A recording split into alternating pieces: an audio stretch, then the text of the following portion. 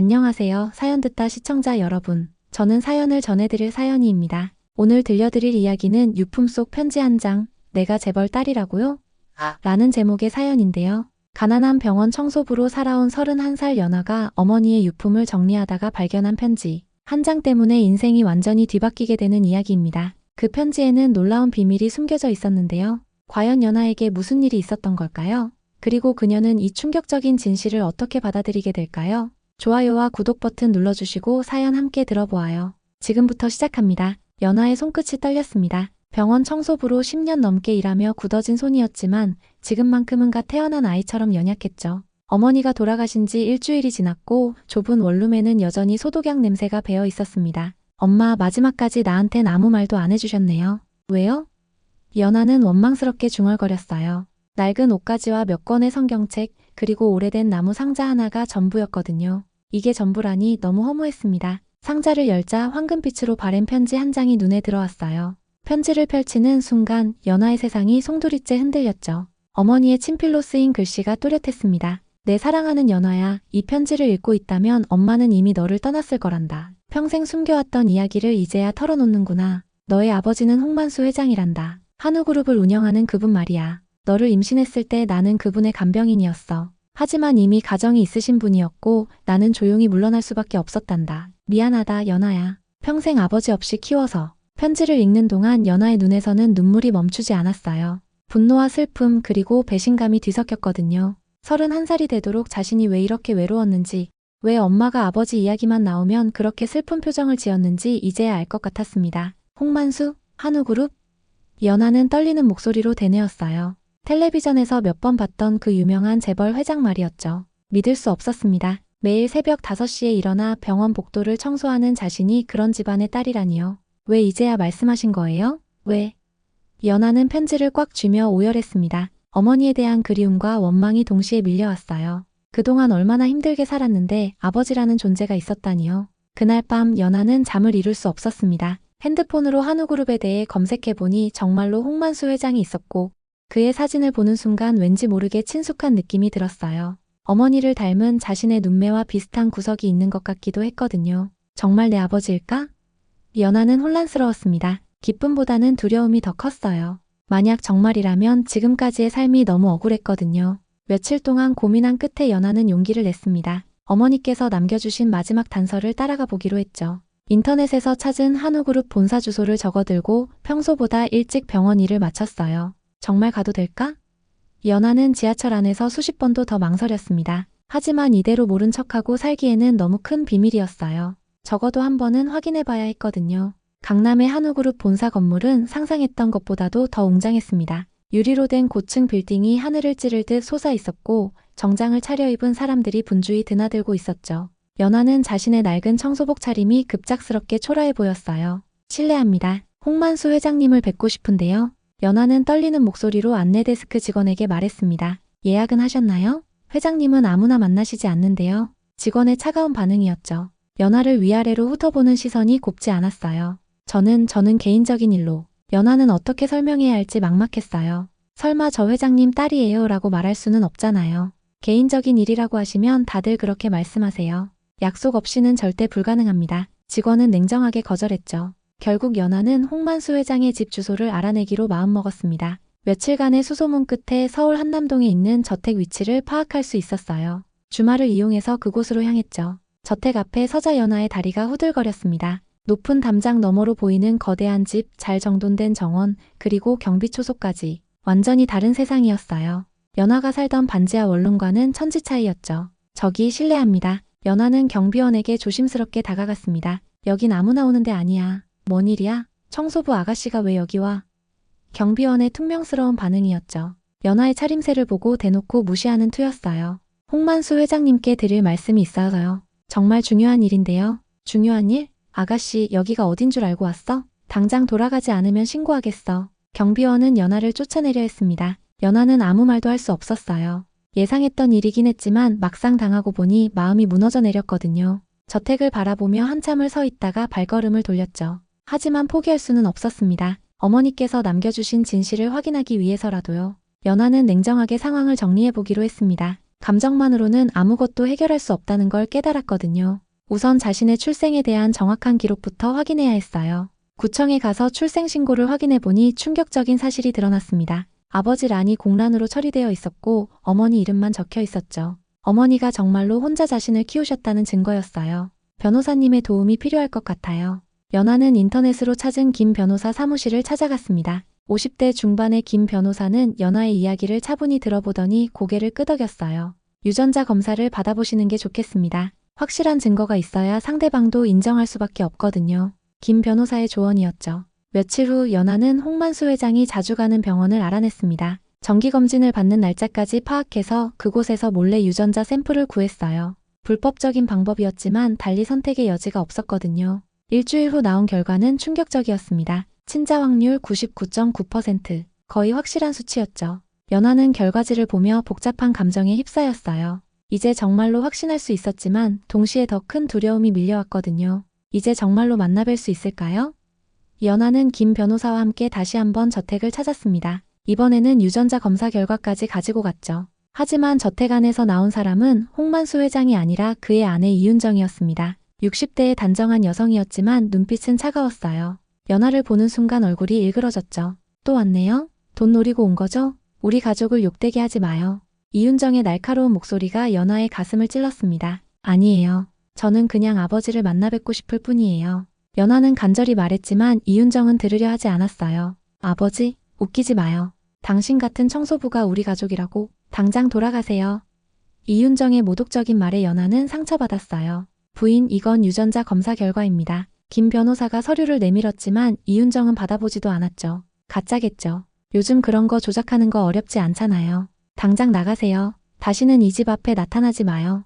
연아는 또다시 쫓겨나듯 돌아설 수밖에 없었습니다. 하지만 이번에는 분노가 더 컸어요. 자신을 무시하고 모독하는 태도가 참을 수 없었거든요. 홍만수 회장은 서재에 앉아 깊은 생각에 잠겨 있었습니다. 며칠 전부터 계속해서 마음이 어수선했어요.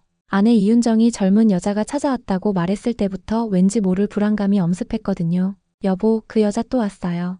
이번에는 변호사까지 데리고 와서 정말 뻔뻔해요. 이윤정이 화가 난 얼굴로 서재에 들어왔습니다. 뭐라고 하던가? 홍만수는 겉으로는 무관심한 척했지만 속으로는 궁금했어요. 친자 확인서 같은 걸 들고 왔더라고요. 정말 어이가 없어요. 돈 때문에 이런 거짓말까지 지어내다니요. 친자 확인서라는 말에 홍만수의 심장이 쿵하고 뛰었습니다. 설마 하는 생각이 들었거든요. 30년 전 자신이 교통사고로 입원했을 때 간병을 해주던 그 여자가 떠올랐어요. 연수라는 이름의 간호사였습니다. 맑고 순수한 눈망울을 가진 여자였죠.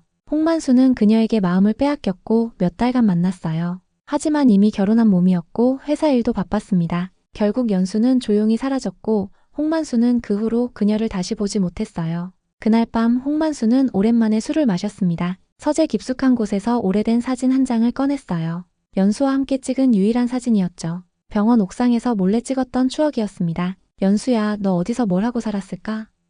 홍만수는 사진을 바라보며 중얼거렸어요. 그 아이가 정말 내 딸이라면? 술이 취해갈수록 후회가 밀려왔습니다. 연수가 마지막에 했던 말들이 생생하게 떠올랐거든요. 죄송해요, 회장님. 저는 이제 그만 가보겠어요.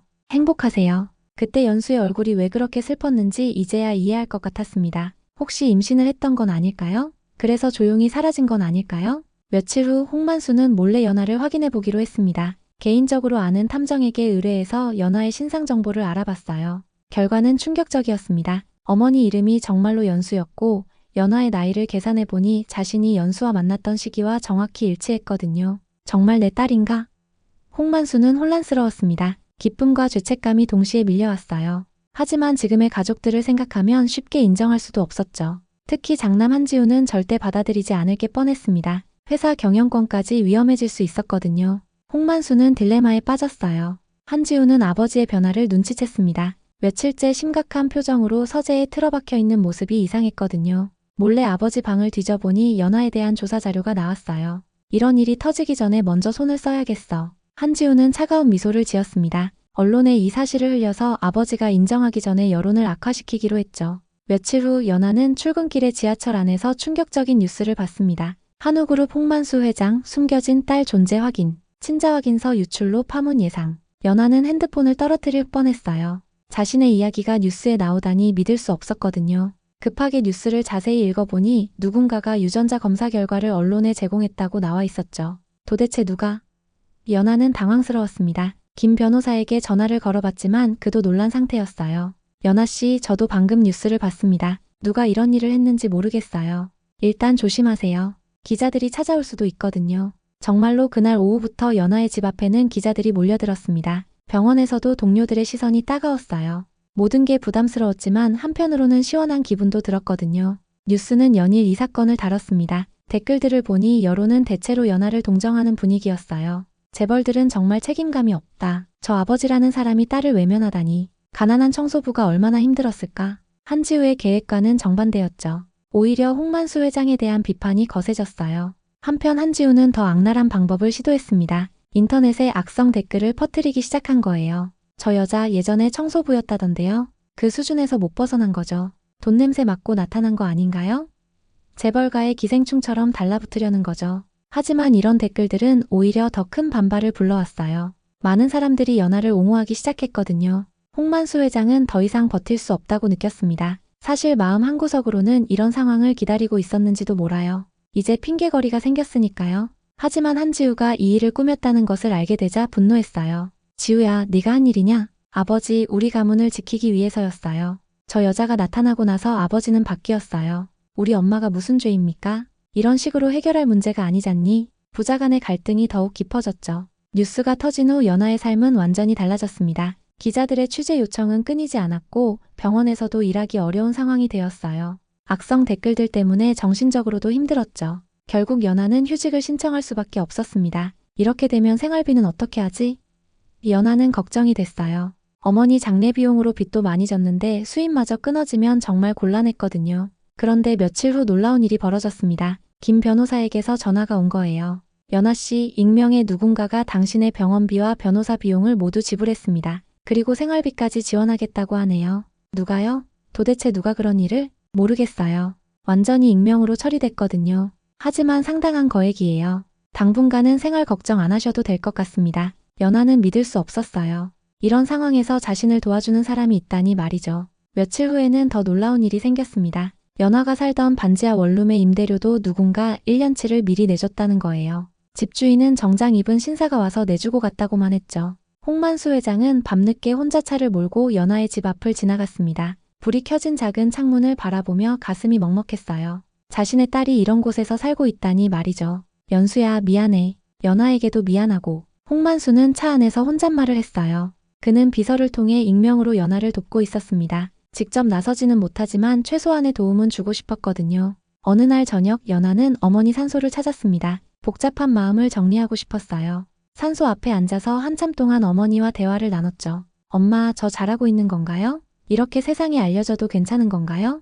연하는 울먹이며 혼잣말을 했습니다. 바람이 불어와 산소 앞에 국화꽃을 흔들었어요.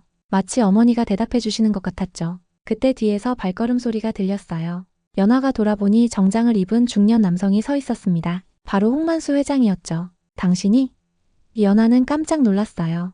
연수 씨, 산소에 인사를 드리러 왔습니다. 홍만수 회장의 목소리가 떨렸어요. 정말 미안합니다, 연하야. 두 사람은 조용히 어머니 산소 앞에서 마주봤습니다. 30년의 시간이 흘러서야 이루어진 첫 만남이었어요. 아버지인가요? 연하가 떨리는 목소리로 물었습니다. 그렇습니다. 늦어서 정말 미안해요. 홍만수 회장도 눈물을 글썽였어요. 산소에서의 만남 이후 며칠간 연하는 복잡한 감정에 휩싸였습니다. 아버지를 직접 만났지만 여전히 공개적으로 인정받지는 못한 상태였거든요. 김 변호사와 상의한 끝에 기자회견을 열기로 했죠. 연하 씨, 정말 괜찮으시겠어요? 한번 나서면 돌이킬 수 없어요. 김 변호사가 걱정스럽게 물었습니다. 네, 괜찮아요. 이제 제 목소리로 직접 말하고 싶어요. 연하의 대답은 확고했어요. 기자회견 전날 밤 연하는 잠을 이룰 수 없었습니다. 무대 공포증과 불안감이 밀려왔어요. 꿈속에서는 어머니가 나타나 격려해 주시는 모습을 봤죠. 연하야, 용기를 내렴. 엄마가 함께 있을게. 기자회견장에는 생각보다 많은 기자들이 몰려 있었습니다. 카메라 플래시가 터질 때마다 연하의 심장이 빨라졌지만 포기하지 않았어요. 준비해온 메모를 꺼내서 차분히 말하기 시작했죠. 안녕하세요. 저는 김연아입니다. 지난 한 달간 여러분께서 관심을 가져주신 덕분에 용기를 낼 수 있었어요. 연하의 목소리는 떨렸지만 분명했습니다. 저는 돈이나 명예를 원하는 게 아니에요. 그저 아버지라는 분을 만나 뵙고 싶을 뿐입니다. 어머니께서 평생 숨겨오신 이야기를 이제야 알게 되었거든요. 기자들은 조용히 연하의 말에 귀를 기울였어요. 어머니는 저를 혼자 키우시면서도 아버지를 원망하지 않으셨어요. 오히려 이해한다고 하셨죠. 저도 그분의 입장을 이해해요. 하지만 딸로서 한 번은 만나 뵙고 싶습니다. 연하가 말을 마치려는 순간 기자회견장 뒤쪽 문이 천천히 열렸습니다. 모든 시선이 그곳으로 향했어요. 정장을 입은 70대 남성이 천천히 걸어 들어오는 게 보였죠. 시간이 멈춘 듯한 순간이었어요. 홍만수 회장님이십니다. 누군가 외쳤어요. 연하는 그 순간 숨이 멎는 줄 알았습니다. 심장이 쿵쿵거리며 화면이 멈춘 듯 했어요. 드디어 아버지가 공개적으로 나타난 거거든요. 홍만수 회장은 연하를 바라보며 천천히 앞으로 걸어왔죠. 기자회견장이 술렁였지만 홍만수 회장의 표정은 결연했어요. 더 이상 숨길 수도 외면할 수도 없다는 각오가 서 있었거든요. 죄송합니다. 홍만수 회장이 마이크 앞에 서서 말했어요. 이 자리를 빌려 말씀드리겠습니다. 연하는 제 딸이 맞습니다. 기자회견장이 순식간에 소란스러워졌어요. 카메라 셔터 소리가 요란하게 터졌죠. 하지만 홍만수 회장은 계속해서 말했습니다. 30년 전 저는 한 순수한 여성을 만났습니다. 그분은 연수라는 간호사였어요. 하지만 제가 이미 결혼한 상태였고 책임을 지지 못했습니다. 그 결과 연하가 아버지 없이 자라야 했죠. 홍만수 회장의 목소리가 떨렸어요. 지금까지 외면해서 정말 미안합니다. 연하야. 늦었지만 이제라도 아버지 역할을 하고 싶습니다. 연하는 눈물을 참을 수 없었어요. 30년 넘게 기다려온 순간이었거든요. 기자회견장에 있던 모든 사람들이 감동받았습니다. 한 기자가 질문했어요. 회장님, 가족들의 반응은 어떻습니까? 홍만수 회장은 잠시 망설이다가 대답했습니다. 쉽지 않을 겁니다. 하지만 이것이 옳은 일이라고 생각해요. 연하는 제 딸이고 이제 가족의 일원으로 받아들이겠습니다. 연하는 일어서서 아버지에게 다가갔어요. 홍만수 회장도 연하를 향해 손을 내밀었죠. 부녀가 처음으로 악수를 나누는 역사적인 순간이었습니다. 고맙습니다, 아버지. 연하의 말에 홍만수 회장의 눈가가 촉촉해졌어요. 기자회견 이후 며칠간은 조용했습니다. 연하는 갑작스럽게 변한 상황에 적응하려고 노력했어요. 아버지라는 존재가 생겼다는 게 아직도 실감나지 않았거든요. 일주일 후 홍만수 회장에게서 전화가 왔습니다. 연하야, 시간 되면 만나서 밥 한번 먹을까? 아버지와 딸이 제대로 된 대화를 나눠보자. 네, 좋아요. 연하는 떨리는 목소리로 대답했어요. 만남의 장소는 조용한 한식당이었습니다. 홍만수 회장은 이미 와서 기다리고 있었어요. 연하가 들어서자 일어나서 반갑게 맞아주었죠. 앉아라, 연하야. 네가 좋아하는 음식이 뭔지 몰라서 이것저것 주문해놨다. 홍만수 회장의 배려가 느껴졌어요. 식사를 하면서 두 사람은 조심스럽게 대화를 나눴습니다. 홍만수 회장은 연하의 어린 시절 이야기를 궁금해했고 연하는 아버지의 삶에 대해 물어봤어요. 어머니 이야기 좀 해주세요. 연하가 용기를 내서 말했습니다. 홍만수 회장의 얼굴이 부드러워졌어요. 내 어머니는 정말 착한 사람이었어. 내가 교통사고로 입원했을 때 정성껏 간병해 주셨거든. 그때 나는 사업 때문에 스트레스가 심했는데 연수 씨가 있으면 마음이 편해졌어. 그럼 왜 헤어지셨어요? 내가 겁쟁이였지. 이미 결혼한 상태에서 다른 여자를 사랑한다는 게 부담스러웠어. 그리고 회사 일도 복잡했고. 홍만수 회장의 목소리에 후회가 묻어났어요. 지금 생각해보면 정말 바보 같은 선택이었어. 연수 씨도 너도 상처받게 만들었잖니? 연하는 아버지의 진심을 느낄 수 있었어요. 괜찮아요. 어머니도 아버지를 이해한다고 하셨어요. 넌 나보다 훨씬 강한 사람이구나. 홍만수 회장이 감탄했어요. 이런 상황에서도 원망하지 않다니. 식사를 마치고 나서 홍만수 회장이 말했습니다. 연하야, 이제 네가 하고 싶은 일이 있으면 말해라. 아버지가 도와줄게. 사실 하고 싶은 일이 있어요. 연하는 망설이다가 말했어요. 어머니께서 생전에 말씀하셨거든요. 가난한 노인분들을 위한 작은 요양원을 만들고 싶다고. 그래, 좋은 생각이야. 연수 씨다운 발상이네. 저도 어머니 뜻을 이어받고 싶어요. 돈을 많이 벌겠다는 게 아니라 정말 필요한 분들을 도우면서 살고 싶거든요. 홍만수 회장은 연하를 보며 뿌듯한 미소를 지었어요. 알겠다. 내가 도와줄게. 하지만 조건이 있어. 네, 나도 함께 일하고 싶어. 이제 나이도 많고 의미 있는 일을 하고 싶거든. 어떨까? 연하는 깜짝 놀랐어요. 아버지와 함께 일한다는 생각을 해본 적이 없었거든요. 하지만 나쁘지 않은 제안이었어요. 좋아요, 아버지. 함께해요. 그날 이후 두 사람의 관계는 점점 가까워졌습니다. 홍만수 회장은 정말로 작은 요양원 설립을 도와주었고 연하는 그곳에서 어머니가 꿈꿨던 일을 시작할 수 있었어요. 가족들의 반대는 여전했지만 시간이 지나면서 조금씩 누그러졌습니다. 특히 홍만수 회장이 연하와 함께하는 봉사활동을 보면서 마음이 움직이기 시작했죠. 한지우도 처음에 적대감을 조금씩 거두었어요. 몇 달 후 연하는 어머니 산소를 다시 찾았습니다. 이번에는 홍만수 회장과 함께였어요. 연수야, 우리 딸 정말 훌륭하게 키웠구나. 고마워. 홍만수 회장이 산소 앞에서 말했어요. 연아는 어머니께 감사 인사를 드렸습니다. 엄마, 저 이제 진짜 가족이 생겼어요. 어머니께서 남겨주신 사랑의 힘이에요. 어느 날 저녁 요양원에서 일을 마치고 집으로 돌아가는 연아에게 홍만수 회장이 말했어요. 연아야, 정말 고맙다. 너 덕분에 내 인생에 새로운 의미가 생겼어. 이제야 진짜 아버지가 된 기분이야. 저야말로 고마워요, 아버지. 어머니께서 하늘에서 보시면 정말 기뻐하실 것 같아요. 두 사람은 석양을 바라보며 걸었습니다. 30년의 공백이 있었지만 이제는 진짜 가족이 된 기분이었어요. 연아는 깨달았습니다. 진짜 유산은 돈이나 재산이 아니라 사랑과 용기라는 것을. 그리고 그 유산은 이미 어머니로부터 충분히 받았고 이제는 아버지와 함께 그 사랑을 나누어 주고 있다는 것을 말이죠. 여러분, 연아의 사연은 어떠셨나요? 30년 넘게 아버지 없이 살아온 연아가 우연히 발견한 편지 한 장으로 인생이 완전히 바뀌었죠. 처음엔 분노와 슬픔, 배신감에 휩싸였지만 결국 용기를 내어 진실을 찾아 나섰고 마침내 아버지와 만날 수 있었어요.